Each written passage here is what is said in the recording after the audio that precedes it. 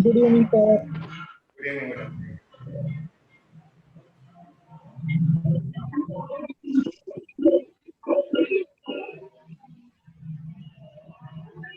Good evening sir. Good evening.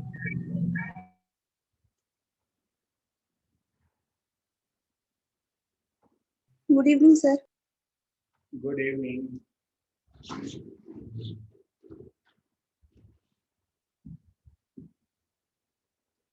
ये वाला topic तो बहुत ही सरल है।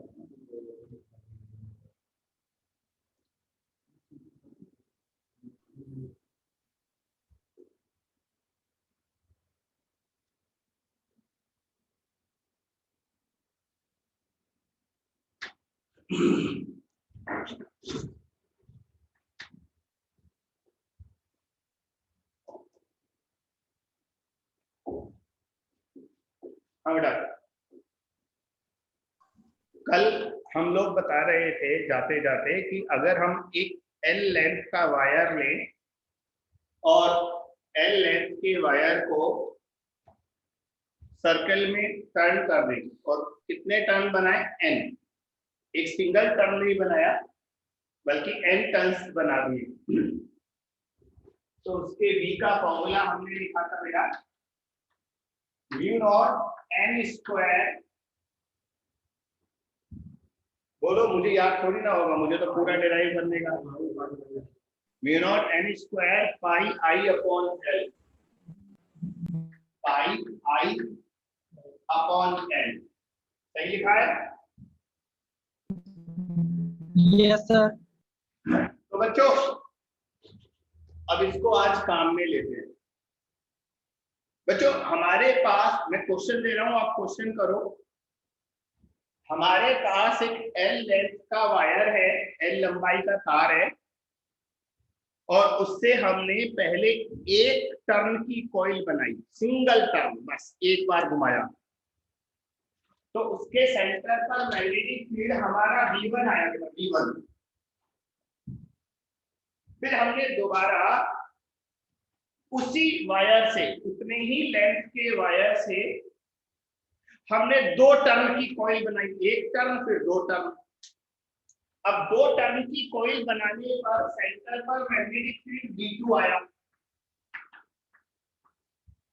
तो आपको बताना है V1 और V2 का रेशियो क्या होगा, V1 और V2 का अनुपात क्या होगा, ये बताइए।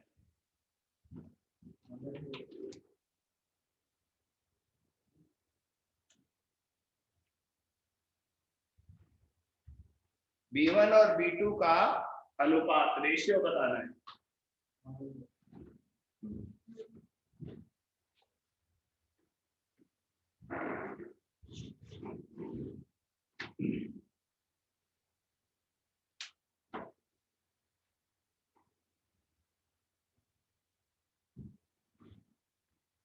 बोलो, इतना बड़ा क्वेश्चन नहीं है।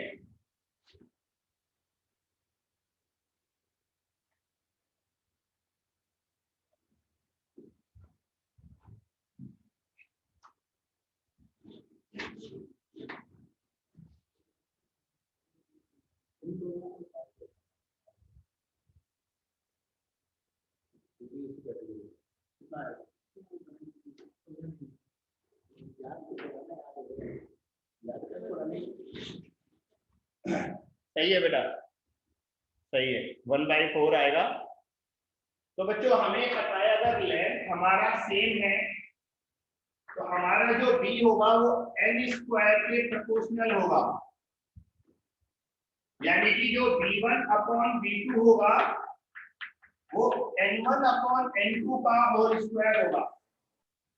बच्चों पहले एक टर्म था और बाद में दो टर्म थे, पहले n1 एक था, बाद में n2 दो हो गए, तो हमारा आंसर आ गया 1/4।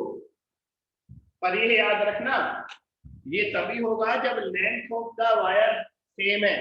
तार की लंबाई समान है तभी ये आंसर आएगा, वरना आंसर बदल जाएगा। अगर मैं रेडियस सेम देता तो ये आंसर नहीं आता, ध्यान रखो। अगर मैं आपसे कहता दोनों केस में रेडियस सेम है, इस बार रेडियस सेम नहीं होगा ना। जब 2 टन की कॉइन बनाओगे, 2 फेरे लोगे तो रेडियस आधा हो जाएगा, ठीक है, रेडियस आधा हो जाएगा। चलो इस पर तो यही एक क्वेश्चन बनता है। अब कुछ और क्वेश्चन करते हैं बच्चों। हमारे पास एक लंबा तार है या एक क्वाड्रोपोल को एक्सिस पर बाद में करेंगे। लंबा तार है, उसको है ना ऐसे मोड़ दिया, लॉन्ग वायर है उसको ऐसे मोड़ दिया, यहां से आ रहा है लॉन्ग वायर, फिर यहाँ पर सर्कल में घूमा और सर्कल में घूमने के बाद फिर स्ट्रेट चला गया सीधा। इसमें करंट ऐसे जा रहा है, पहले इधर करंट गया, फिर करंट घूमा, फिर करंट इधर से निकल गया, आई करंट है, और ये सर्कल जो है इसका रेडियस आर है बेटा। तो बच्चों आपको इस पूरे वायर की वजह से इस सेमी सर्कल, ये सेमी सर्कल है बेटा अर्धवृत्त, इस सेमी सर्कल के सेंटर पर मैग्नेटिक फील्ड निकालना है पूरे वायर की वजह से, इसकी वजह से भी, इसकी वजह से भी और इसकी वजह से भी, टोटल मैग्नेटिक फील्ड बताओ। चलो बच्चों ये 2 स्ट्रेट वायर हैं और ये सेमी सर्कल है, ये पूरे जुड़े हुए हैं आपस में कनेक्टेड है।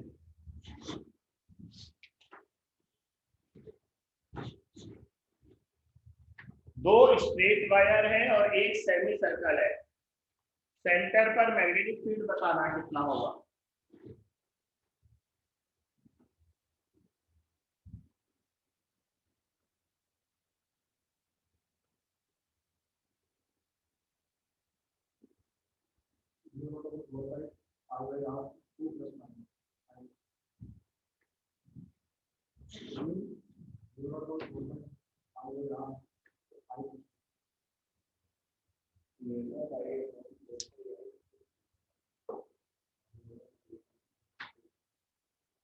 अंदर है ना बाहर,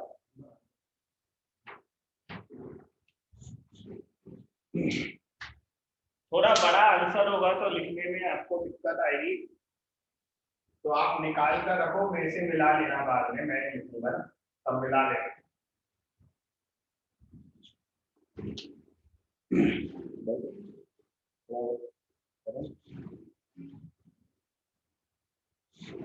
बच्चों देखो इसमें मैं करता हूँ, इधर देखो सारे लोग, सामने देखो, देखो देखो सामने देखो, सामने देखो बच्चों, ये लंबा वायर है। बच्चों मैंने अगर इसकी लेंथ नहीं बताई ना इधर कितनी है, तो इधर आपको इनफाइनाइट लेनी है। अरे इनफाइनाइट नहीं होती, कुछ निश्चित लेंथ होती, डेफिनेट लेंथ होती तो मैं बताता ना कहां तक जा रहा है, नहीं बताया इसका मतलब ये इनफाइनाइट है।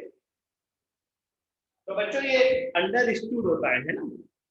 तो बच्चों ये इनफाइनाइट वायर है और इनफाइनाइट वायर के एक एंड पर आप मैग्नेटिक फील्ड निकाल रहे हो। याद करो मैंने आपको कल एक फार्मूला लिखाया था, special case, semi infinite wire के एक एंड पर मैग्नेटिक फील्ड कितना होता है, याद करो, बोलो फार्मूला बताओ। Mu naught I upon 4 pi D.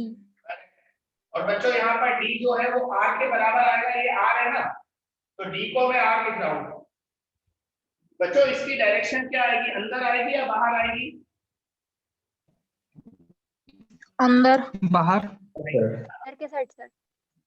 देखो बेटा करंट इधर जा रहा है, करंट इधर जा रहा है इधर, और पॉइंट नीचे है, तो पॉइंट नीचे है ना, तो ऐसे उंगलियां चलाओगे तो अंदर आएगा, तो इसका मैग्नेटिक फील्ड आएगा अंदर।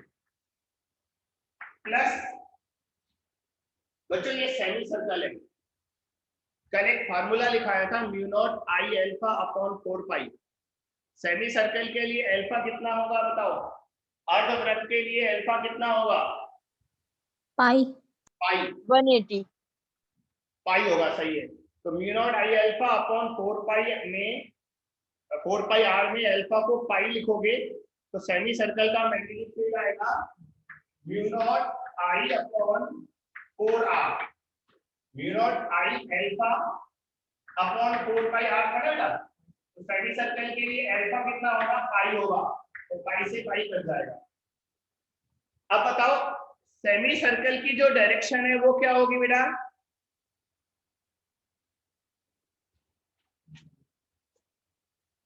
Semi circle, Inward. हाँ इनवर्ड होगी। अंदर की ओर। देखो करंट नीचे आ रहा है, पॉइंट इधर है, तो मैग्नेटिक फील्ड अंदर की ओर होगा। तो बच्चों ये भी क्रॉस हो गया। प्लस बच्चों ये फिर सेमी इनफाइनाइट वायर बचा ना नीचे वाला, इसका भी यही आंसर आएगा, mu naught I upon 4 pi are.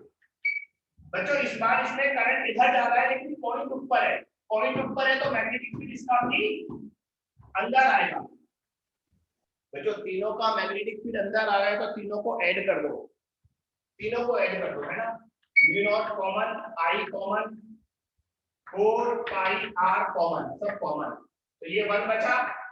Plus इसको बेटा नीचे मैंने पाई कॉमन ले लिया ना, तो ऊपर पाई कैंसिल मत करो, पाई को पाई रहने दो, तो नीचे 4 पाई आर कॉमन आ जाएगा, ये भी 1 बचा। तो ये 1 + 1 कितना हो गया? 2 हो गया बेटा, इसको हटा देते हैं और क्रॉस लगा देते हैं, ये आंसर आ गया, ये फाइनल आंसर है, इसको लिख लो।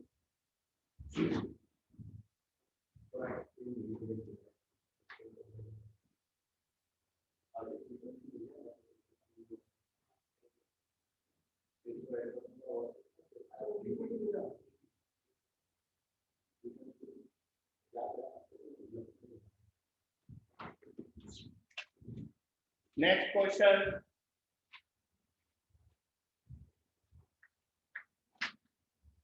बच्चों एक बहुत लंबा वायर है, बहुत लंबा का मतलब समझ जाओ इनफाइनाइट लेंथ है, वो इधर से आ रहा है, फिर ऐसे सर्कल में घूमा, फिर यहां से वापस इधर चला गया, ठीक है। बच्चों गौर से देखो, ये वायर इधर से आया, यहाँ पर छोटा सा कट है, फिर करंट ऐसे गया और फिर यहां से इधर निकल गया। बेटा इस सर्कल का रेडियस r है, ये पूरा सर्कल है और करंट I है, करंट कितना है I। तो उस सर्कल के सेंटर पर टोटल मैग्नेटिक फील्ड बताओ, इस वायर की वजह से, सर्कल की वजह से, इसकी वजह से, सबकी वजह से, टोटल सेंटर पर टोटल मैग्नेटिक फील्ड निकालना है। डायग्राम आपको मैंने एक्सप्लेन कर दिया है ना, मैं थोड़ा इस डायग्राम को और अच्छे से बना देता हूँ, आप तब तक कॉपी कर लो।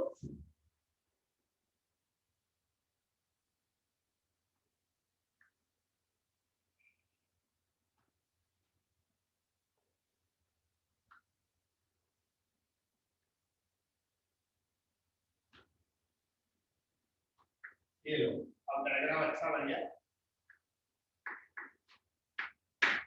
तो सर्कल के सेंटर पर मैग्नेटिक फील्ड निकालना है बेटा।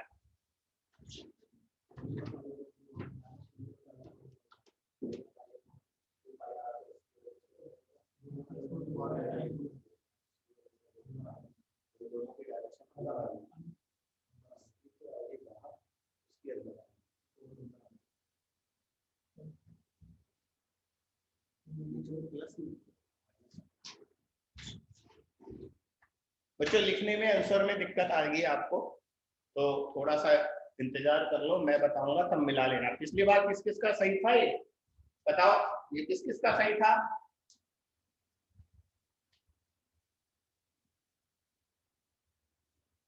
नहीं था इसका मतलब है, जवाब नहीं आया इसका मतलब सही नहीं था।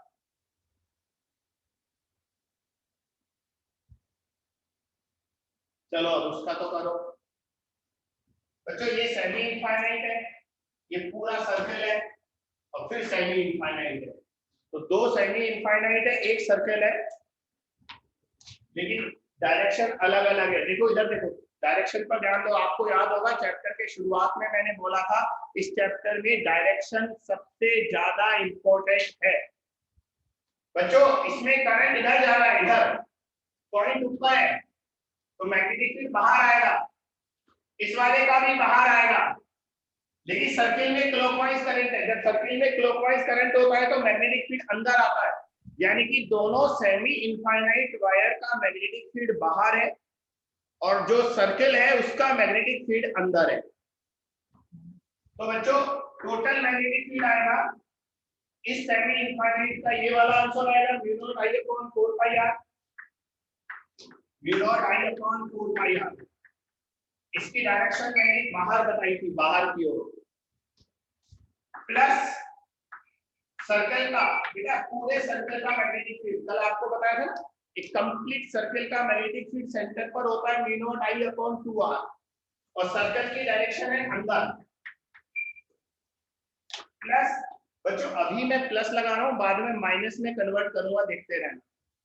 ये फिर से सेमी इनफाइनाइट है, इसका भी यही आंसर आएगा mu naught I upon 4 pi r, और ये भी बाहर आएगा। बच्चों इन दोनों को ऐड कर दो, ये भी बाहर है, ये भी बाहर है, ये दोनों जुड़ जाएंगे, तो 1/4 इधर है, 1/4 इधर है, जुड़कर 1/2 हो जाएगा। बच्चों मिटा रहा हूं मैं, ध्यान रखना, इसको मिटाया और इस 4 को 2 कर दिया, ये लो, इसको और इस वाले स्टेप को ऐड करके लिख दिया, देखते रहो, छोड़ना नहीं, पकड़े रहो, छोड़ना नहीं, ठीक है।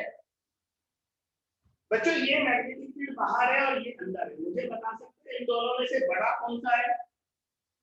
वैल्यू देखकर बताओ कौन सा बड़ा है।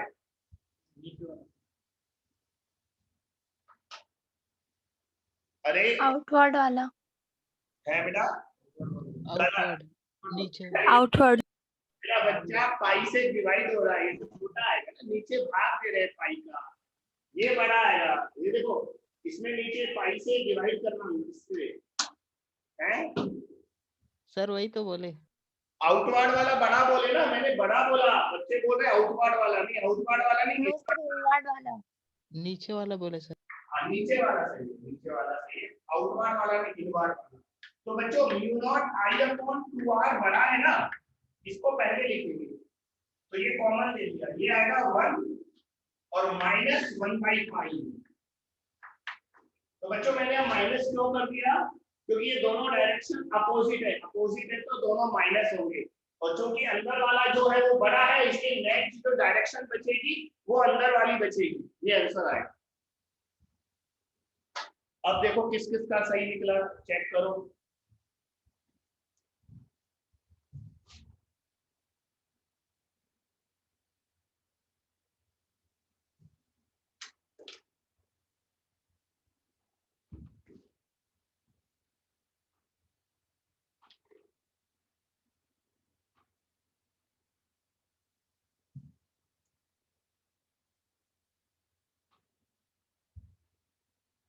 Hello sir. बेटा बोलो।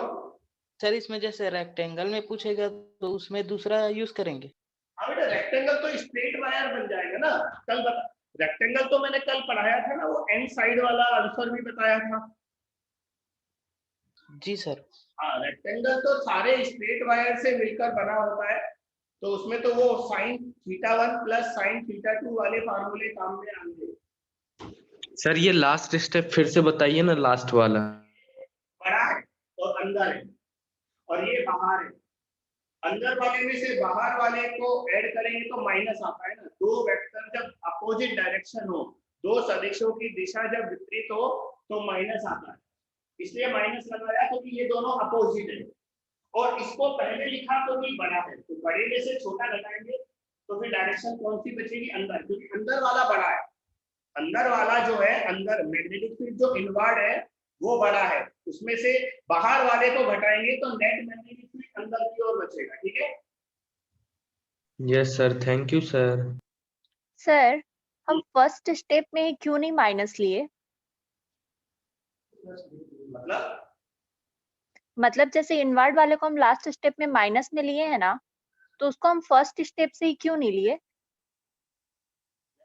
यहाँ तो डायरेक्शन मैंने साफ लिखी ना, जब डायरेक्शन साफ लिखी तो माइनस कैसे लगाऊंगा, अगर हाँ इसको तुम क्रॉस करके माइनस लगा दो अब चलेगा, ऐसा कर लो, है ना, वो डायरेक्शन बाहर थी। एक बात बताओ, दो वेक्टर हैं, पहला वेक्टर है 10 मीटर पूर्व दिशा में, और दूसरा वेक्टर है 20 मीटर पश्चिम, वेस्ट पश्चिम दिशा में, तो यहाँ पर प्लस माइनस थोड़ी ना लिखूंगा, लेकिन जब मैं इन दोनों को ऐड करूंगा तो बीच में माइनस आएगा या नहीं आएगा, क्योंकि ये दोनों अपोजिट है, बताओ। आएगा। आएगा। तो बेटा जब हम दो वेक्टर को ऐड करेंगे तब माइनस लगाएंगे, अभी तो इसकी डायरेक्शन अलग से लिख दी, इसकी डायरेक्शन अलग से लिख दी, तो यहाँ पर अब माइनस लगाना अच्छी बात नहीं है। तो पहले हमने यहाँ पर इसकी डायरेक्शन अपने साथ अलग से लिख दी थी। अब बेटा डायरेक्शन अलग से ना, ये बाहर है ये अंदर है, तो जब दोनों को एक साथ ऐड करेंगे तो माइनस आएगा, क्योंकि दोनों अपोजिट डायरेक्शन है। Okay, thank you sir.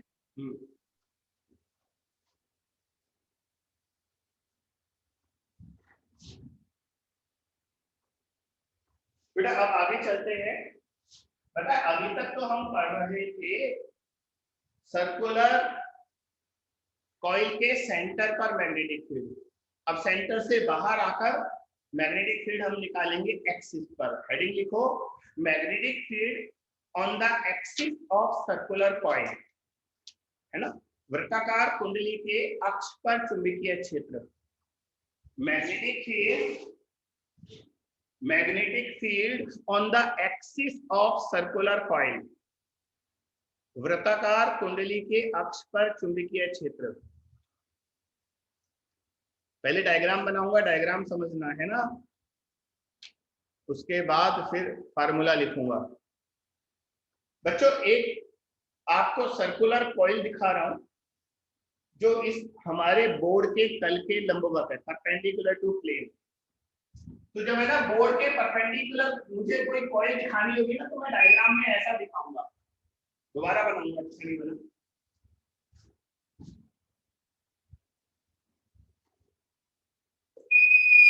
ये देखो, तो बच्चों ये कॉइल है, ये बोर्ड के परपेंडिकुलर, ये वाला हिस्सा बोर्ड के अंदर है और ये वाला बाहर, ऐसे करंट जा रहा है। बताओ डायग्राम समझे? ये कॉइल है, आधी अंदर है, ऐसे ऐसे घूमकर आ रही है, बोर्ड के बाहर बोर्ड के अंदर। तो इसका जो तल है ना वो बोर्ड के ऐसे परपेंडिकुलर है। बच्चों आई करंट इसमें फ्लो कर रहा है और ये इसकी एक्सिस है। तो हमें एक्स डिस्टेंस पर मैग्नेटिक फील्ड निकालना है और इस कॉइल का रेडियस r है। अब तुम में से किसी को फार्मूला याद हो तो मुझे जरा बता दो। वैसे मुझे याद है, टेंशन नहीं है, पर तुम लोग बोलोगे तो अच्छा लगेगा।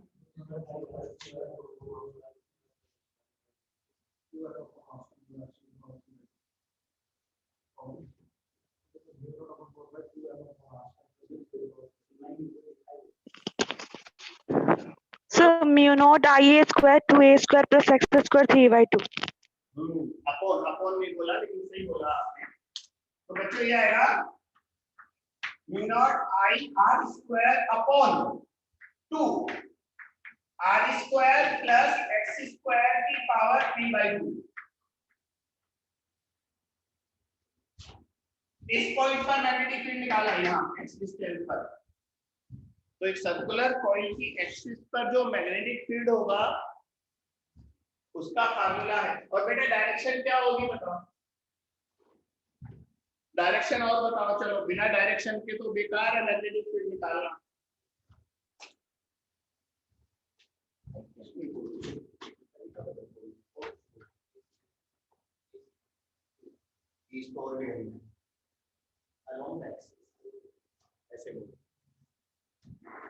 मैग्नेटिक फील्ड की डायरेक्शन नहीं बताया बेटा आपने। Sir outward? नहीं, आउटवर्ड तो बिल्कुल नहीं है, अंदर क्यों? हमारी कोई बोर्ड के परपेंडिकुलर है बेटा।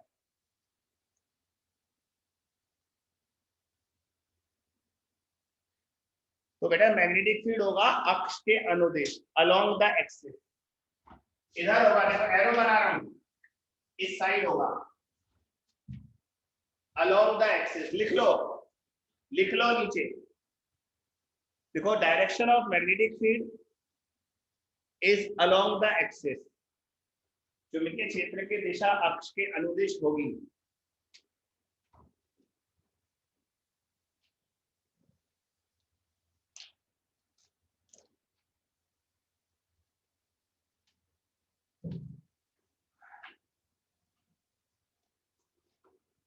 बच्चों अगर इस कॉइल में एक से ज्यादा टर्न है, ऐसे एक टर्न, दो टर्न, तीन टर्न, तो जितने टर्म है ना यहाँ पर मल्टीप्लाई कर दो n से। तो लिखो if coil has n turns, यदि कुंडली में n फेरे हैं,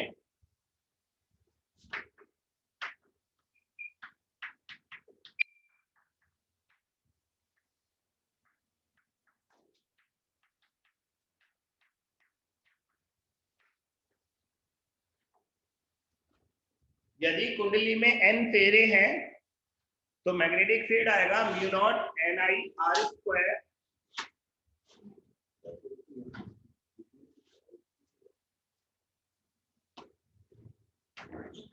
mu naught Ni r square upon 2 r square plus x square power 3/2।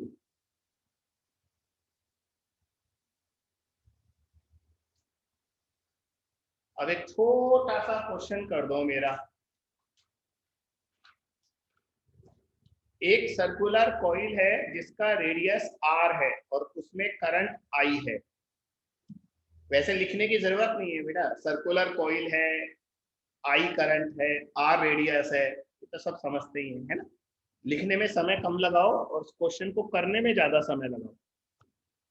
तो बच्चों आपको एक्सिस पर मैग्नेटिक फील्ड निकालना है, कहां पर, x is equal to √3r।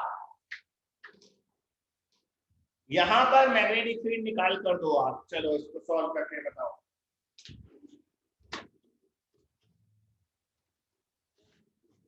Calculation सही करना वरना पिटाई लगाऊंगा, वर्चुअल पिटाई, वर्चुअल ऑनलाइन पिटाई। और ऑनलाइन पढ़ाई में सर को है ना पिटाई के तरीके भी ऑनलाइन ढूंढने पड़ेंगे।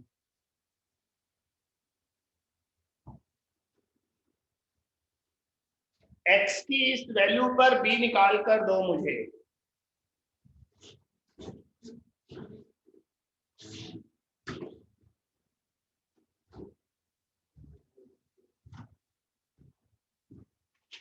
और है ना मुझे ये भी बताओ बच्चों, इसके क्वेश्चन के आंसर को मुझे ऐसे बताओ, यदि इस कुंडली के केंद्र पर मैग्नेटिक फील्ड B है तो B के पदों में बताओ इस बिंदु पर कितना चुंबकीय क्षेत्र आएगा। अगर कॉइल के सेंटर पर मैग्नेटिक फील्ड B है तो B के स्टेप्स में बताओ इस पर कितना मैग्नेटिक फील्ड आएगा।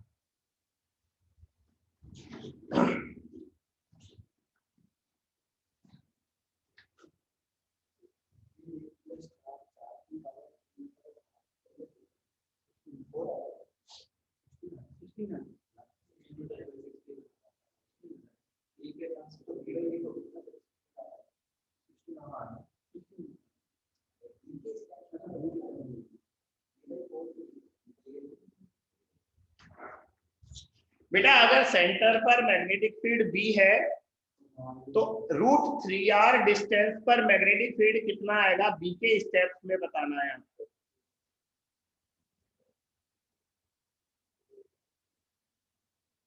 आज पता एक भी क्वेश्चन का आंसर नहीं दिया अभी आप लोगों ने नहीं। आज जबकि अभी तो मैं फार्मूला वाला क्वेश्चन ही करा रहा हूं बेटा सारे। क्रिकेट मैच तो नहीं आ रहा आज। हाँ पता लगाओ, एक विंडो में तो क्लास ऑन करके छोड़ दी और दूसरी विंडो में T20 दिख रही है।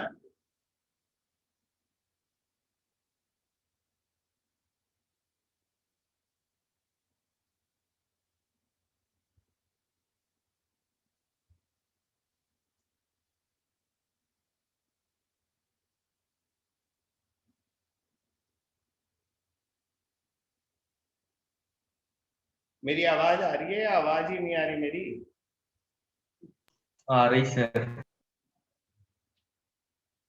पूजा ने आंसर लिखा है वो बिल्कुल सही है। चलो पहला आंसर आया वो सही आया तो हमें थोड़ा अच्छा लगा, लेकिन बाकी जो सारे सो रहे हैं वो भी जाग जाएं और आंसर निकालें। देखो मैं कर रहा हूं अब। बेटा सेंटर पर मैग्नेटिक फील्ड होता है mu naught I upon 2r। इसको पहले निकाल कर रख लो, क्योंकि बाद में आपको आंसर बी के पदों में लाना है, बी के स्टेप्स में लाना है। बच्चों अब एक्सिस पर मैग्नेटिक फील्ड निकालना है, बी डैश। तो x बराबर √3r यहां रखो, सॉल्व करो। Mu naught I R square upon 2 R square plus X square. X कितना है बेटा? √3r का स्क्वायर और इसकी पावर 3/2। मैं जानता हूं बेटा कैलकुलेशन में थोड़ी प्रॉब्लम होती है हमें, पर इतनी सी कैलकुलेशन तो करनी पड़ेगी। बच्चों नीचे देखो, √3 का स्क्वायर 3 बन जाएगा, तो 3r square r square 4r square, कितना? 4r square.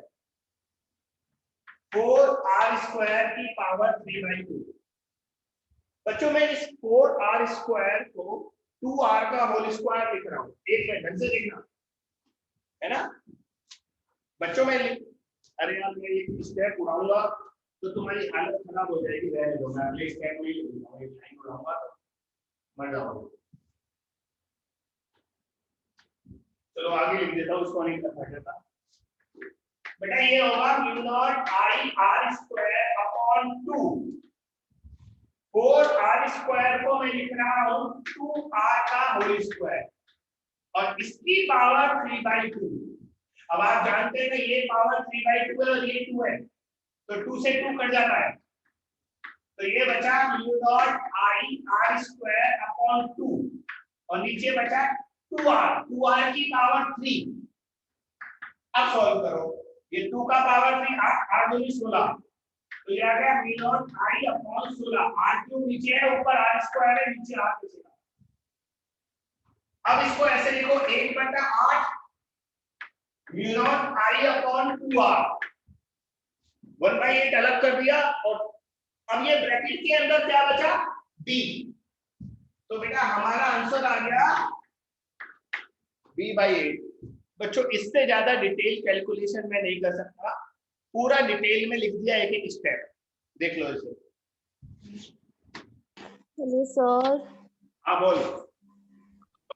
सर ये बस 4r स्क्वायर कैसे आया यही नहीं समझ आया। √3 से √3 इंटू किए वो 3 हुआ, उसके बाद ये 4 कैसे हो गया?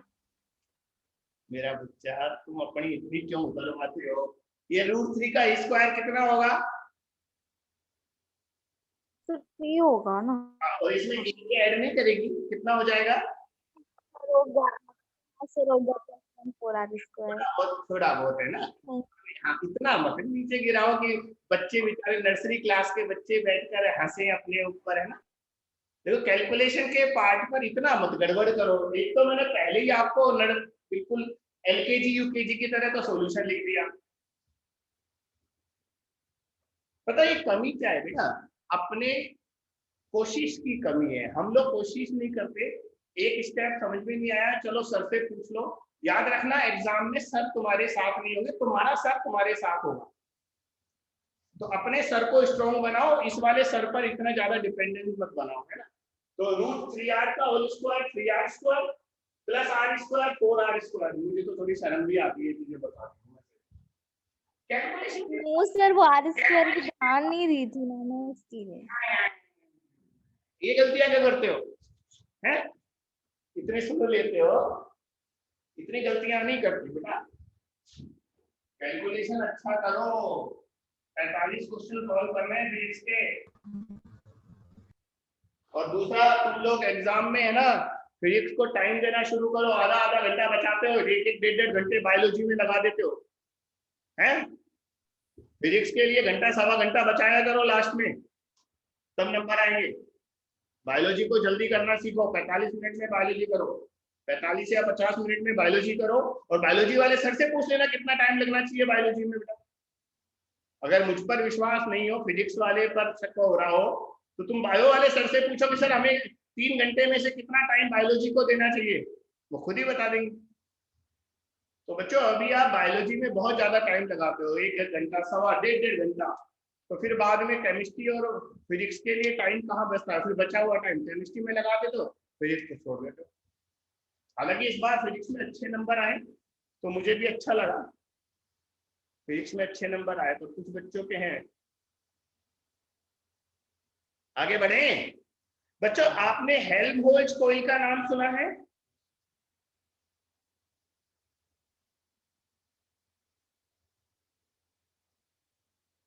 अरे बताओ ना।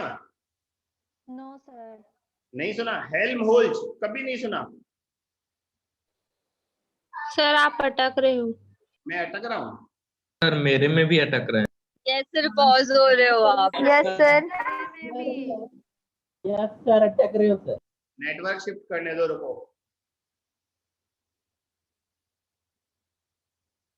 कहाँ गया मेरा दूसरा डोंगल देना? रुको भैया, बीएसएनएल से को एयरटेल पर लेकर आते हैं अभी।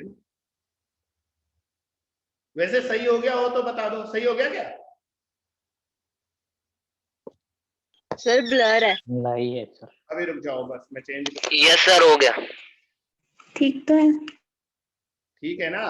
Yes sir, now it is clear. ठीक है तो शिफ्ट मत करवाओ मुझसे। अभी क्लियर आया सर। चलो दोबारा खराब आए तो बता देना, मैं दूसरा इंटरनेट लेकर बैठा हूँ, शिफ्ट कर दूंगा। ठीक है, तो मैं कह रहा था हेल्महोल्ट्ज कॉइल का नाम सुना है क्या?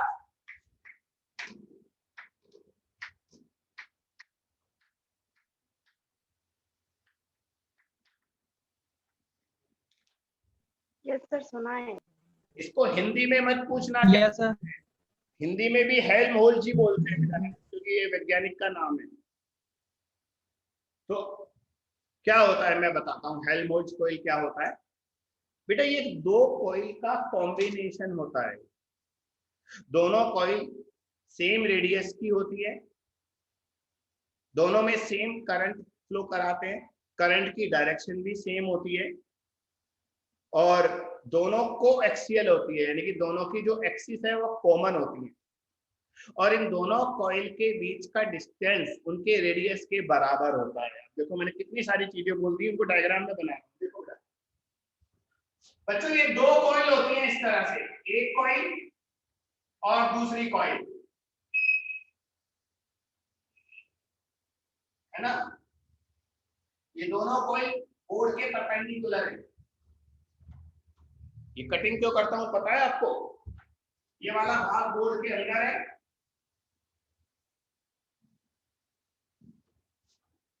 इसमें करंट आई है, इसमें भी करंट आई है, दोनों का एक्सिस कॉमन है, दोनों का जो अक्ष है वो समान है, दोनों का रेडियस बराबर है।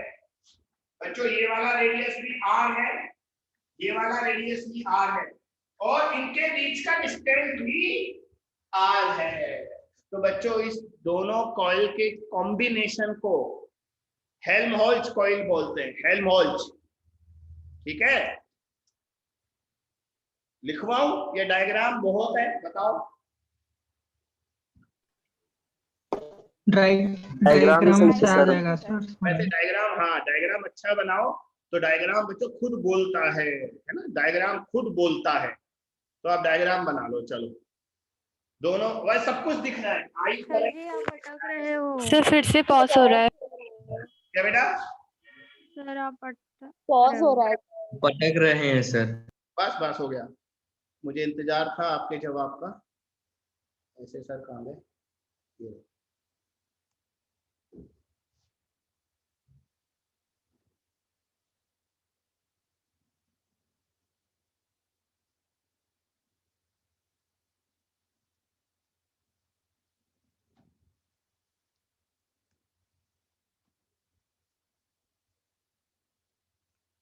बच्चों अब बताओ।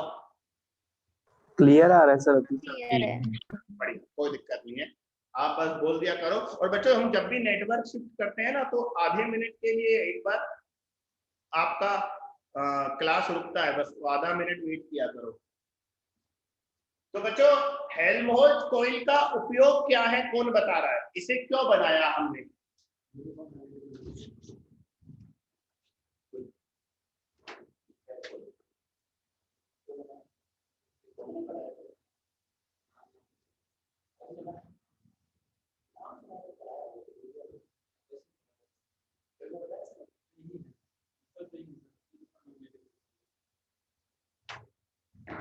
बेटा तुम में से कोई बता रहा है? सर जो एक्सटर्नल मैग्नेटिक फील्ड्स होते हैं उनको कैंसिल करने के लिए। बेटा दोबारा बोलो, सुनाई नहीं दिया, फिर से बोलो। सर जो एक्सटर्नल मैग्नेटिक फील्ड्स होते हैं उनको कैंसिल करने के लिए, या अर्थ मैग्नेटिक फील्ड को कैंसिल करने के लिए। नहीं बेटा, एक्चुअली क्या होता है, ये दोनों कॉइल के बीच में जो स्पेस है ना, ये वाला यहाँ से यहाँ तक का स्पेस, यहाँ पर हमें यूनिफॉर्म मैग्नेटिक फील्ड मिल जाता है, एक समान। तो जहां पर हमें यूनिफॉर्म मैग्नेटिक फील्ड की जरूरत होती है ना, वहां पर हम ये निकालते हैं। तो लिख लो, ये डायग्राम बना लिया ना, लिखो Helmholtz coil is used, Helmholtz coil is used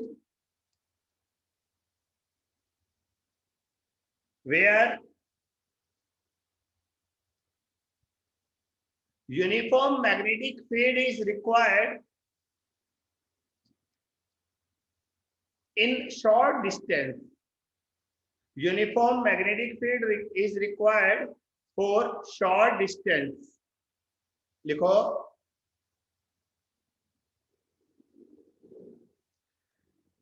हम हेल्महोल्ट्ज कॉइल का उपयोग वहां करते हैं,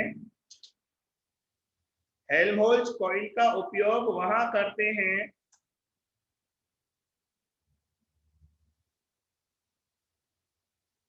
जहां छोटी दूरी में एक समान चुंबकीय क्षेत्र की आवश्यकता हो। छोटी दूरी में एक समान चुंबकीय क्षेत्र की आवश्यकता हो।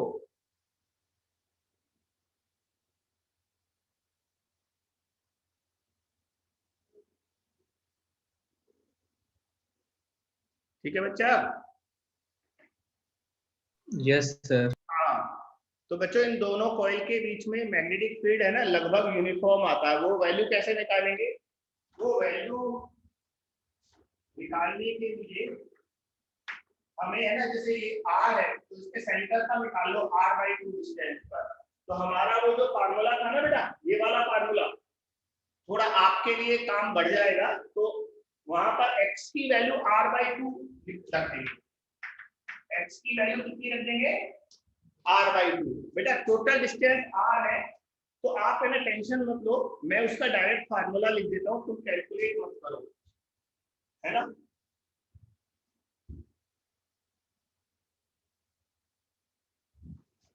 8/5√5 μ0I/R।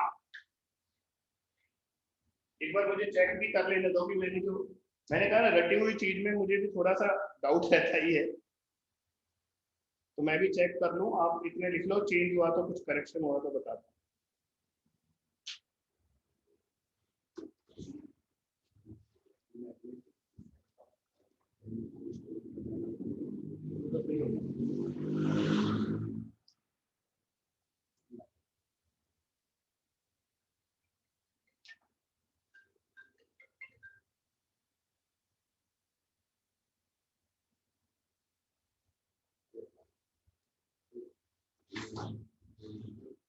बच्चों परफेक्ट एकदम सही लिखा है।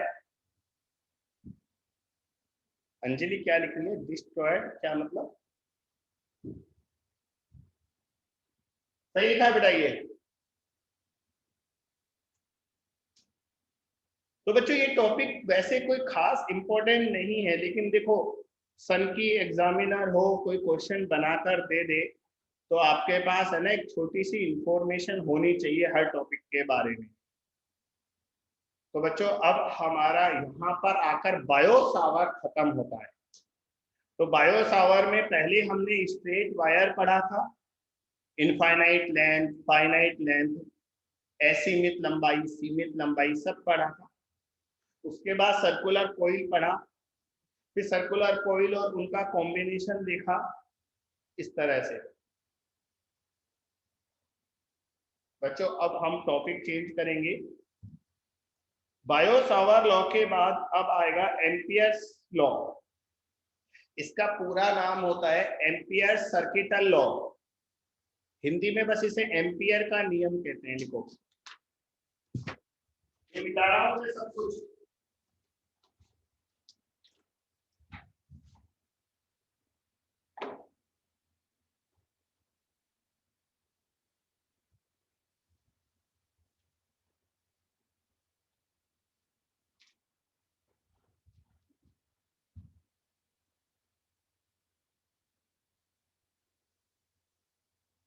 एम्पियर का नियम,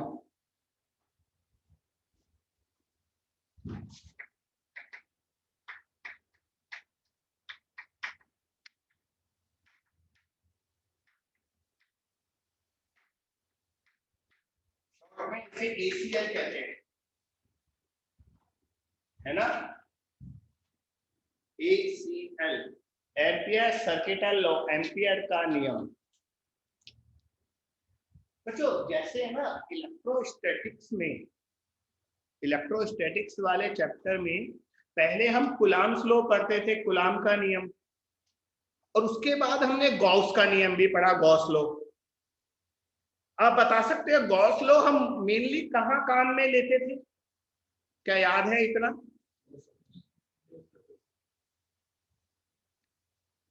हम बच्चों गॉस का नियम, गॉस लॉ वहां काम में लेते थे मेनली जहां पर हमें कूलम्ब्स लॉ से इलेक्ट्रिक फील्ड निकालने में दिक्कत आती थी। जैसे स्फीयर का इलेक्ट्रिक फील्ड अगर हम निकालेंगे तो कूलम्ब्स लॉ से हमें दिक्कत आती है, तो इसलिए वहां हम गॉस लॉ यूज करते थे।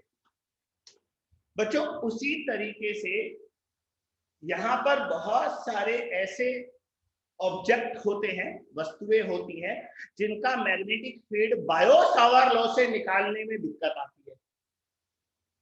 तो यहाँ पर हम उनका मैग्नेटिक फील्ड निकालने के लिए क्या काम में लेंगे? Ampere's law. जैसे सिलेंडर का मैग्नेटिक फील्ड निकालना है, अभी तो हमने एक पतले तार का मैग्नेटिक फील्ड निकाला था, पतले तार का। लेकिन अगर किसी सिलेंडर का निकालना है, सिलेंडर समझते हो, बेलन, बेलन, अगर किसी सिलेंडर में करंट फ्लो कर रहा है और उसका मैग्नेटिक फील्ड निकालना है तो बच्चों बायो सावर लॉ से दिक्कत आएगी, उसमें इंटीग्रेट करना पड़ेगा। इंटीग्रेट भारी काम हो जाएगा, बड़ा काम हो जाएगा। मान लो किसी चादर में, आपके पास कुछ चादर है, उसमें करंट फ्लो कर रहा है, चादर में भी करंट फ्लो हो सकता है सरफेस पर, ऐसे बिल्कुल सरफेस पर, तो बच्चों उसका मैग्नेटिक फील्ड अगर निकालना है तो बायो सावर लॉ से नहीं निकलेगा, तो हम एम्पियर्स लॉ से निकालते हैं। पहले एम्पियर का नियम पढ़ लेते हैं, क्या होता है एम्पियर्स लॉ, क्या होता है, उसके बाद फिर हम उसके एप्लीकेशन पढ़ेंगे, तब बताऊंगा मैं आपको। लिखो एम्पियर्स लॉ। बच्चों अगर हमारे पास कोई भी एक क्लोज पाथ है, बंद पथ, क्लोज पाथ, तो उस क्लोज पाथ के अलोंग मैग्नेटिक फील्ड का line integral B dot dl, B dot dl की जो वैल्यू होती है वो mu naught into sigma I के बराबर होती है। जैसे वहां होता है ना Q बाई एप्सिलॉन नॉट, आप है ना गौर से देखोगे तो आपको एम्पियर्स लॉ और गॉस लॉ मिलते जुलते नजर आएंगे। वहां पर होता था E dot dA, Q by epsilon not, मुझे लिखना मत, ये गॉस लॉ था और ये एम्पियर्स लॉ है। यहाँ पर सिग्मा, यहाँ पर Q क्या होता था बच्चों, याद करो Q क्या होता था? आवेश। आवेश, पृष्ठ के अंदर आवेश। हाँ, जो एंक्लोज चार्ज होता था गॉसियन सरफेस के अंदर, पृष्ठ के अंदर आवेश। उसी तरह यहाँ सिग्मा आई आ रहा है। सिग्मा आई वो करंट है जो इससे पास हो रहा है। अगर बच्चों मान लो इस क्लोज्ड पाथ के अंदर दो करंट जा रहे हैं, I1 और I2, तो सिग्मा आई I1 माइनस I2 होगा। सिग्मा आई क्या होगा? I1 minus I2। जैसे बच्चों गॉस लॉ में अगर एक Q1 होता था दूसरा Q2 माइनस होता था तो net charge Q1 minus Q2 लेते थे। उसी तरह यहाँ पर I1 और I2 की डायरेक्शन अपोजिट है। I1 ऊपर जा रहा है, I2 नीचे आ रहा है। क्योंकि दोनों करंट अपोजिट है इसलिए टोटल करंट माइनस लेंगे। और अगर दोनों करंट की डायरेक्शन सेम होती तो यहाँ बस लेते। करेक्ट। तो ये एम्पियर्स लॉ लिख लो, मैं इसको वर्ड्स में भी लिखा रहा हूँ। पहले ये कॉपी कर लो, फिर शब्दों में लिख लेना, फिर इसके एप्लीकेशन करेंगे तब समझ में आएगा, अभी समझ में नहीं आएगा। इसके एप्लीकेशन जब करेंगे तब समझ में आएगा।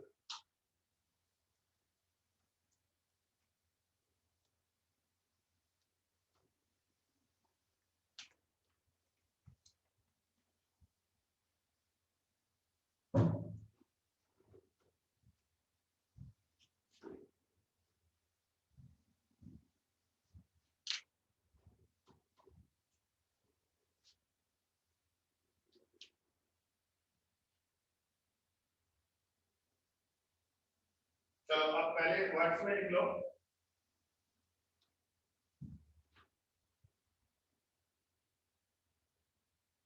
देखो बेटा, line integral of magnetic field along a closed path, किसी बंद पथ के अनुदिश चुंबकीय क्षेत्र का रेखा समाकलन। Line integral of magnetic field along a closed path is equals to product of mu naught and sigma I. Product of mu naught and sigma I. एक बार हिंदी में लिखो। किसी बंद पथ के अनुदिश चुंबकीय क्षेत्र का रेखा समाकलन म्यू नॉट तथा सिग्मा आई के गुणनफल के बराबर होता है। म्यू नॉट तथा सिग्मा आई के गुणनफल के बराबर होता है। Where sigma I is sum of current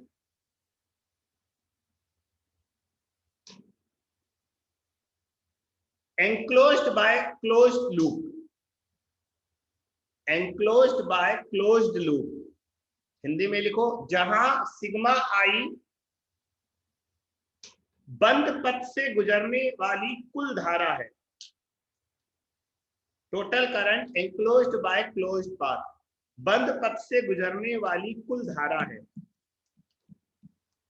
बच्चों ये लॉ है ना, लिखते वक्त समझ में नहीं आता, लेकिन जब इसको काम में लेंगे ना तब समझ में आएगा। तो अब हम इसके एप्लीकेशन शुरू करते हैं, तब समझाएंगे आपको।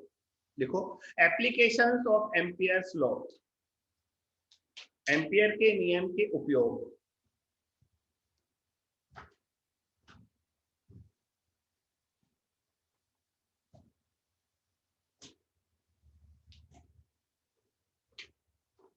बच्चों एक काम करते हैं, इसका जो सबसे पहला वाला उपयोग है, फर्स्ट एप्लीकेशन जो है वो हम वो लेते हैं जिसका रिजल्ट हम पहले से जानते हैं। तो लिखो पहला, magnetic field due to infinite long straight wire, अनंत लंबाई के सीधे तार के कारण चुंबकीय क्षेत्र। Magnetic field due to straight wire of infinite length. अब बच्चों ये टॉपिक तो हम पहले पढ़ चुके भाई। इनफाइनाइट लेंथ के वायर के कारण तो मैग्नेटिक फील्ड हमने निकाल लिया, mu naught I upon 2 pi D होता है, निकाला ना? Yes sir.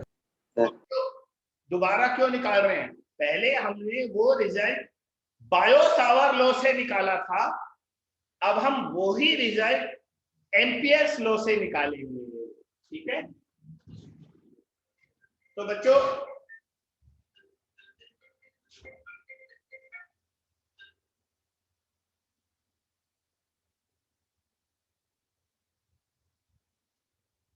हाँ, तो सुनो, एम्पियर्स, अच्छा गॉस लॉ में सबसे पहले हम क्या करते थे, एक क्लोज्ड सरफेस लेते थे कि कैसा लेना है, ज्यादातर तो वो गोला स्फीयर आता था, है ना, गॉसियन सरफेस लेते हैं ना, गॉसियन पृष्ठ। तो बच्चों यहाँ पर सबसे पहले क्लोज लूप की कल्पना करेंगे। तो हम एक ऐसा लूप लेंगे जो उस पॉइंट से जा रहा हो जिस पॉइंट पर मैग्नेटिक फील्ड निकालना है। तो अगर हमें इस पॉइंट पर मैग्नेटिक फील्ड निकालना है r डिस्टेंस पर, तो बच्चों हम r से गुजरने वाला एक क्लोज लूप लेंगे। तो ये हमने एक बंद पथ ले लिया। अब बच्चों इसके लिए हम एम्पियर्स लॉ लगाते हैं, ACL में लिखता हूं, समझ जाना, एम्पियर्स लॉ लिखा है बच्चों। ये होगा B dot dl mu naught. अब बच्चों इस लूप से तो एक ही करंट जा रहा है, सिग्मा आई, केवल आई होगा, दूसरा करंट है ही नहीं, तो यहाँ पर सिर्फ आई आ जाएगा, है ना। अब बच्चों लेफ्ट हैंड साइड जो है इसको सॉल्व करना है।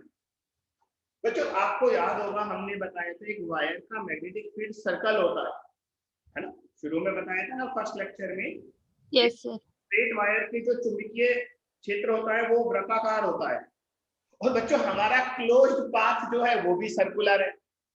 इसका मतलब हर पॉइंट पर जो मैग्नेटिक फील्ड और डीएल वेक्टर है वो सेम डायरेक्शन में होंगे। बेटा मैग्नेटिक लाइंस यानी कि दी गई, ये भी सर्कुलर, ये भी सर्कुलर, तो बच्चों दोनों की डायरेक्शन सेम हो गई, इसलिए डॉट प्रोडक्ट खत्म हो गया। ये लो भाई, डॉट प्रोडक्ट को खत्म कर दो। एक बार मैं फिर बता रहा हूँ, डॉट प्रोडक्ट खत्म क्यों हुआ, क्योंकि मैग्नेटिक फील्ड भी सर्कुलर है और हमारा जो क्लोज्ड लूप है पाथ ये वो भी सर्कुलर है, तो डायरेक्शन बेटा ए डॉट बी ए भी बन जाता है ना जब ए और बी की डायरेक्शन सेम होती है। याद है डॉट प्रोडक्ट? Yes sir. जबरदस्ती यस सर नहीं बोलना। A dot B A B cos theta होता है, और जब ए और बी की डायरेक्शन सेम होती है तो कॉस थीटा 1 हो जाता है। हाँ, तो बी डॉट डीएल का डॉट प्रोडक्ट खत्म हो जाएगा। अब बच्चों बी को तो बाहर ले लो, बी बाहर आ जाएगा क्योंकि बी तो सब जगह समान है। इंटीग्रल डीएल, अरे आप जानते हैं इंटीग्रल डीएल क्या होता है? इंटीग्रल डीएल का मतलब पूरे लेंथ की पाथ। बच्चों इसकी पूरी लंबाई क्या होगी? 2 pi r। यू नॉट आई। बच्चों 2 पाई आर को नीचे ले आओ तो बी आ जाएगा U naught I upon 2 pi R. अब आप याद करो हमारा फार्मूला पहले था mu naught I upon 2 pi D, पहले इसको डी लिया था, अब आर लिया इसलिए आर आ गया। तो बच्चों सेम फार्मूला हमने एम्पियर्स लॉ से निकाला और पहले ये फार्मूला बायो-सावर्त लॉ से निकाला।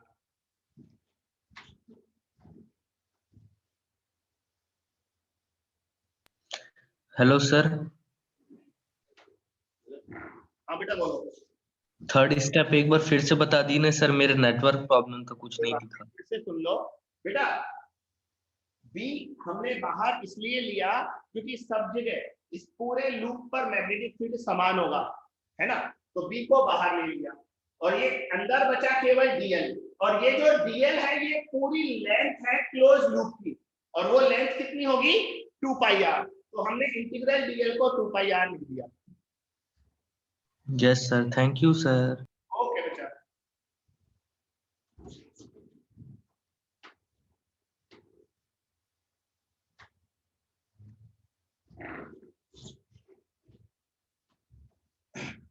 तो बच्चों अभी तो हमने वो मैग्नेटिक फील्ड निकाला था जो पहले से पता था, कुछ नया काम नहीं किया, अब करेंगे। अब अगला लिखो, ये पहला था स्ट्रेट वायर का मैग्नेटिक फील्ड, अब सिलेंडर पर चलते हैं।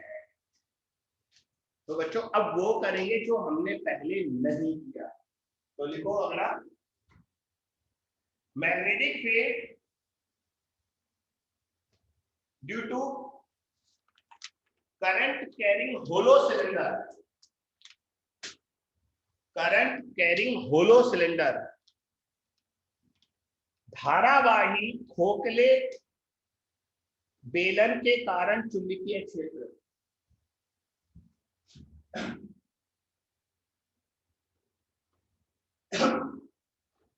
धारावाही खोखले बेलन के कारण चुंबकीय क्षेत्र।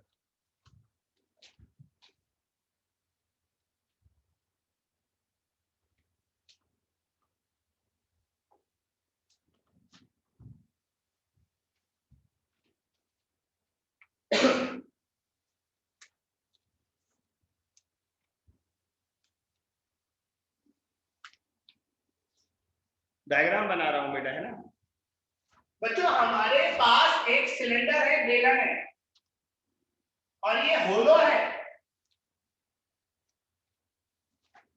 अंदर कुछ नहीं है, खाली जगह है, होलो होलो होलो खोखला है।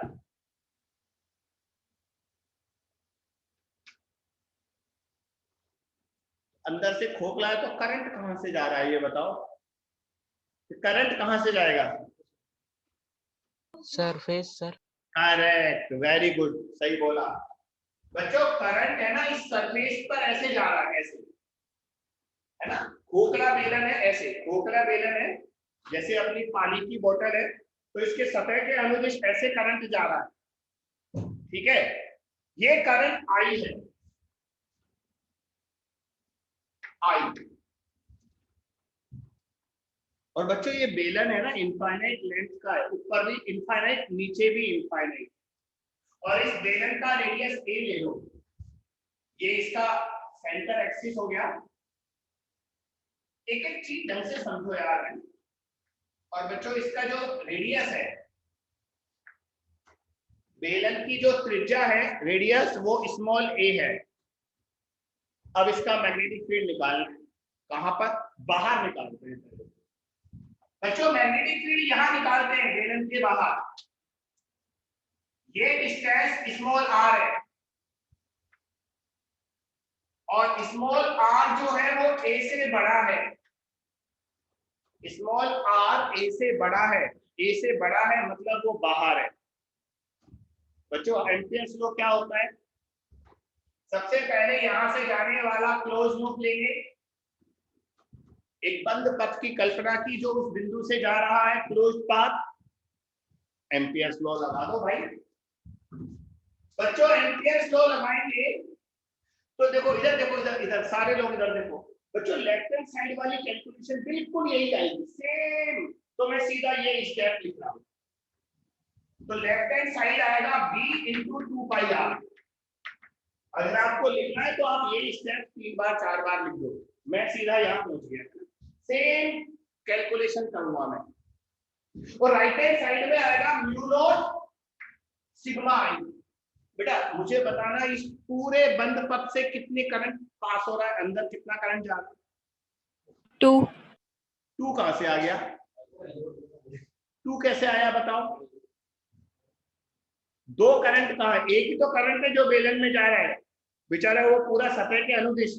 ये 2 वायर नहीं है बेटा, एक ही बेलन है ये 2 वायर नहीं है, एक ही बेलन है, एक सिलेंडर है, और सिलेंडर के अलोंग एक ही करंट जा रहा है, 2 करंट नहीं है बेटा। तो ओनली आई आएगा।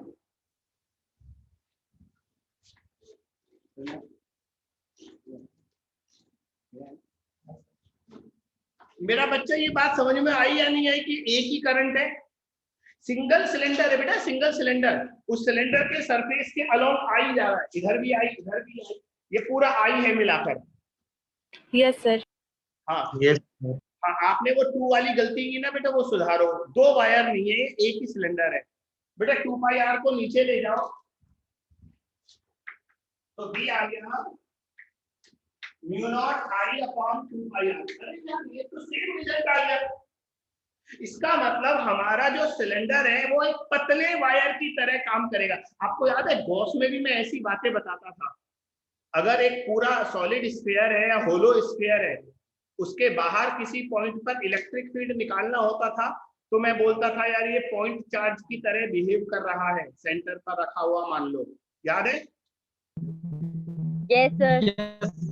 तो बच्चों यहाँ भी वही वाली बात है। अगर आप सिलेंडर के बाहर मैग्नेटिक फील्ड निकालोगे तो मैग्नेटिक फील्ड वही आएगा जो एक पतले वायर का आता है। देखो एक थिन वायर का मैग्नेटिक फील्ड और एक सिलेंडर का सेम आ रहा है, लेकिन बाहर वाले पॉइंट के लिए, अंदर वाले के लिए नहीं है।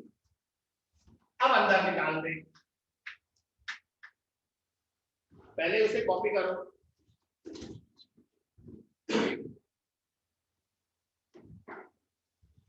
पहले उसे लिख लो, फिर अंदर लेस देन ए का मतलब आर लेस देन ए, इसका मतलब अंदर निकाल रहे। डायग्राम दोबारा बना रहा हूं, ये सिलेंडर है,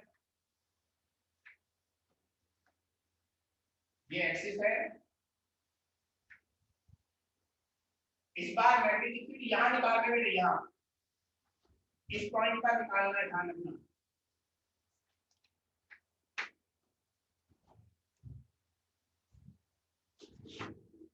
तो बच्चों जिस पॉइंट पर मैग्नेटिक फील्ड निकालना होता है उससे पास होने वाला एक सर्कल क्लोज लूप लेते हैं। तो ये देखो छोटा सा क्लोज लूप ले लिया मैंने, अब इसमें ACL लगा दो। तो बच्चों राइट हैंड साइड तो यही 4 स्टेप आएंगे, मैं सीधा यहाँ पहुंच रहा हूँ। सुन लो सारे लोग, राइट हैंड साइड को मैं सीधा लिख रहा हूँ V × 2πr।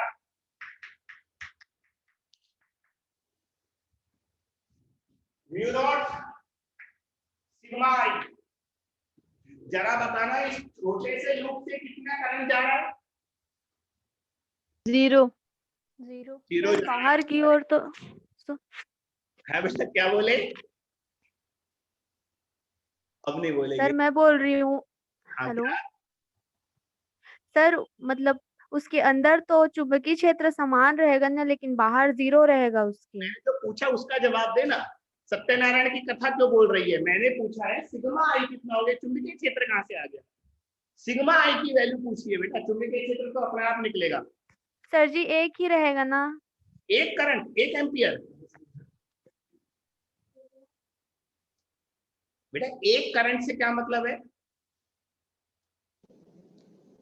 भाग गई।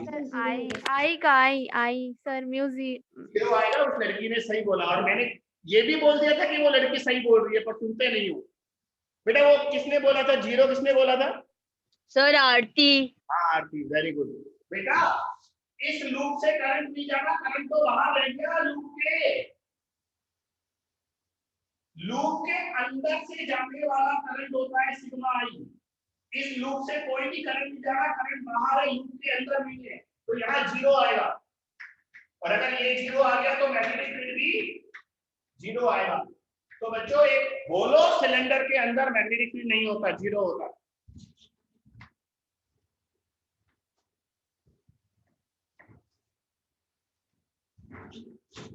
होलो सिलेंडर के अंदर मैग्नेटिक फील्ड 0 होता है। सुन लो फिर से, क्योंकि उसके अंदर कोई करंट नहीं होता। और आप याद करो, हमारे होलो स्फीयर के अंदर इलेक्ट्रिक फील्ड भी 0 होता था इलेक्ट्रोस्टैटिक्स में।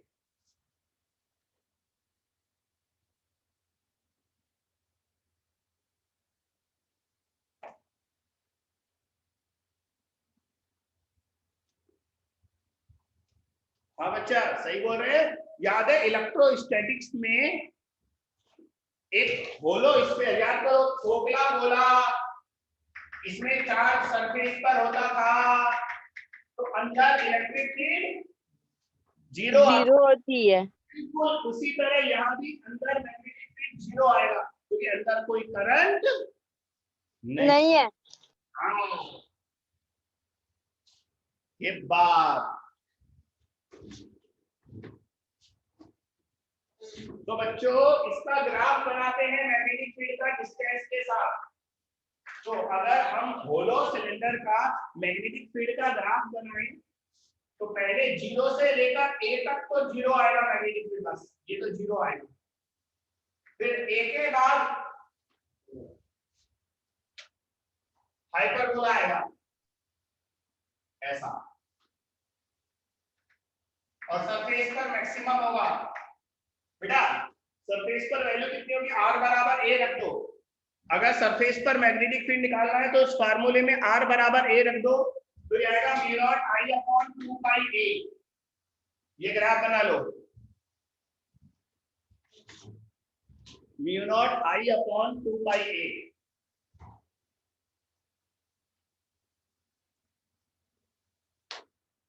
सर ये ग्राफ एक बार फिर से बताइए ना सर। बच्चों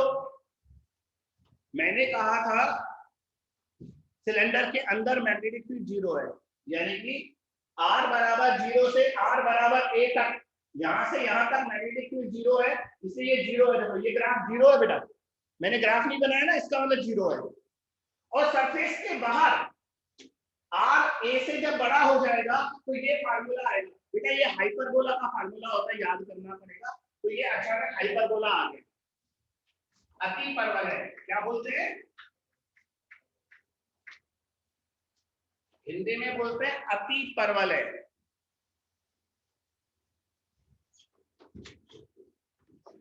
सर ये 2019 में आया था ये क्वेश्चन ग्राफ का। बेटा ग्राफ का एक क्वेश्चन हर साल आता है, इसलिए आप देखो जब भी मैं कोई ऐसा टॉपिक पढ़ाता हूँ हर बार हर ग्राफ को बनाता हूँ मैं। ओए एक गलती हो गई, देखो ग्राफ की बात याद आती है, एक इंपॉर्टेंट ग्राफ आज ही के लेक्चर में रह गया। अच्छा हुआ ये लड़की तो बेटा एक्सिस वाला ग्राफ नहीं बनाया अपन ने। हाँ सर, वो छोड़ किया। बेटा सुनो, अब आपको थोड़ा पीछे जाना पड़ेगा। वो सर्कुलर कॉइल के एक्सिस का जो फार्मूला लिखा था mu naught I R square upon 2 R square plus X square की पावर 3/2, इसका ग्राफ रह गया बेटा। इसका ग्राफ ऐसा आता है,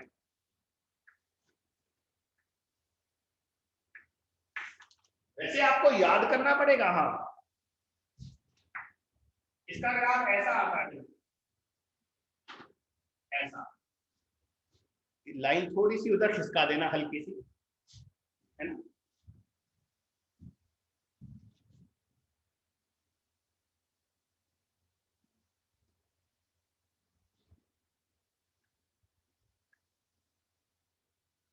ये तो बच्चों सेंटर पर मैग्नेटिक फील्ड की वैल्यू मैक्सिमम होती है, सेंटर है। और जैसे जैसे हम सेंटर से दूर जाएंगे, ये ग्राफ यहां मत बनाना, वहां बनाना। कहा जाओगे पता है ना, सर्कुलर कॉइल की एक्सिस पर जो मैग्नेटिक फील्ड निकाला था, जहां ये फार्मूला लिखा उसके आजू बाजू में कहीं पर बना दो। तो बच्चों मैं कह रहा था सेंटर पर मैक्सिमम होता है, और जैसे जैसे सेंटर से दूर जाते हैं मैग्नेटिक फील्ड घटता हुआ अनंत पर, इंफिनिटी पर 0 हो जाता है। बस ये ग्राफ ही छूटा था और कुछ नहीं। ग्राफ बनाना चाहिए बेटा, हर सारे ग्राफ बनाने चाहिए। ये ग्राफ किसका है अभी बताया, अब तो सुन लिया होगा। मैग्नेटिक फील्ड एक सर्कुलर कॉइल की एक्सिस पर जहां ये फार्मूला लिखा ना, वहां का ग्राफ है। ये फार्मूला ढूंढो हमने कहा लिखा।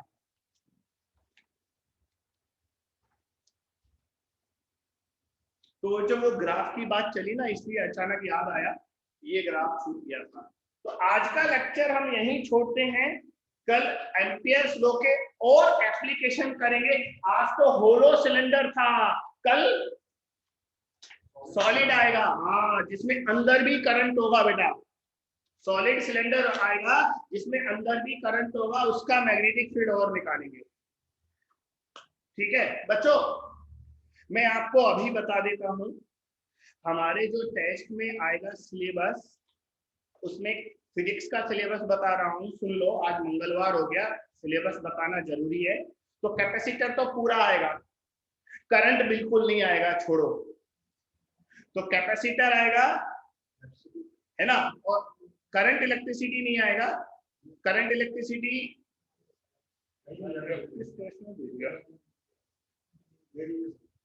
करंट दें क्या? डाल दो सर थोड़ा बहुत। चलो दे देते हैं।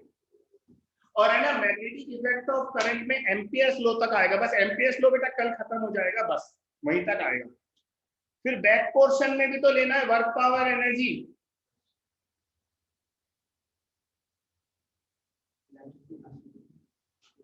अरे सुन रहे हो ना आप लोग? Yes sir. देता हूं, सिलेबस लिख रहा हूं बेटा। Current electricity,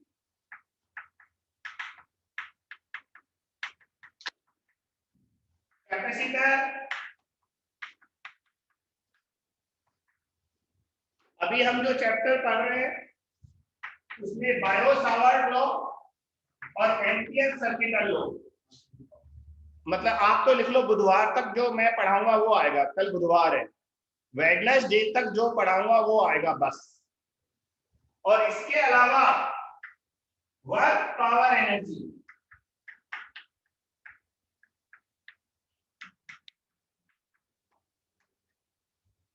work power energy में हमने कोलिजन तक पढ़ा था, ध्यान रखना, ठीक है। हाँ, सेंटर ऑफ मास रोटेशन के साथ अटैच कर देंगे। सेंटर ऑफ मास नहीं है, लेकिन कोलिजन तक हमने पढ़ा था, वो आएगा। तो बच्चों ये सिलेबस है आपके इस संडे के टेस्ट का। सर कल ऑर्गेनिक वाले सर की क्लास होगी? वही बात करने वाला हूं अगली में। बहुत दिन हो गया है सर, उनका क्लास नहीं हुआ है क्योंकि बेटा केमिस्ट्री का सिलेबस क्या है? टेंशन मत लो, ठीक है। तो मैं ये कह रहा था कल आपकी क्लास है ना बेटा 2:30 बजे शुरू होगी, क्योंकि अभी हाँ मैं भी नहीं रोकना चाहता मेरी क्लास, और इनऑर्गेनिक भी नहीं रोकना चाहता, बायो भी कोई भी नहीं रोकना चाहता है, और एक केमिस्ट्री की क्लास अभी बढ़ा रहे हैं अपन ऑर्गेनिक वाली। तो कल जो मैंने आपको बोर्ड पर टाइम टेबल लिखा लगभग वही होगा, और आपको तो ऐप में दिख जाएगा। आप तो ऐप देखकर खोलकर देख लिया करो क्लास शेड्यूल क्या है, उसके अकॉर्डिंग क्लास में आया करो, है ना, ठीक है। तो कल 2:30 बजे के आसपास तैयार रहना आप लोग। सर केमिस्ट्री का सिलेबस सर ग्रुप में भी डाल देना ना एक बार। ग्रुप में आजकल रोज आ रहा है ना, तो वो एक ग्रुप है जिसमें ओनली एडमिन है, उसमें डाल देंगे, ठीक है। हाँ थैंक यू। केमिस्ट्री का सिलेबस क्या होगा? बेटा वो टीचर लोग भी बताएंगे, आप सारे टीचर से पूछो, है ना। सर तो टीचर ठीक है सर एटॉमिक स्ट्रक्चर्स तो बस पढ़ रहे हैं, मतलब आएगा अभी। ही आएगा, एटॉमिक तो आएगा ही आएगा। अच्छा एक मिनट रुको रुको रुको रुको, केमिस्ट्री का है फाइनल है, सॉरी मैंने डिस्कस भी कर लिया, फाइनल है। एटॉमिक स्ट्रक्चर आएगा और सरफेस ये सरफेस केमिस्ट्री, सरफेस केमिस्ट्री पढ़ रहे थे ना लास्ट में आप। यस हाँ सर। 15 क्वेश्चन सरफेस केमिस्ट्री के और 30 क्वेश्चन एटॉमिक स्ट्रक्चर के हैं, ठीक है। Okay sir. चलो अब ये फाइनल हो गया, बायो वाले सर से पूछ ही लोगे आप। बता दिए हैं वो। वेरी गुड, कल मिलते हैं। Bye sir. Bye. Good night sir. Okay sir, thank you, bye bye. Thank you sir.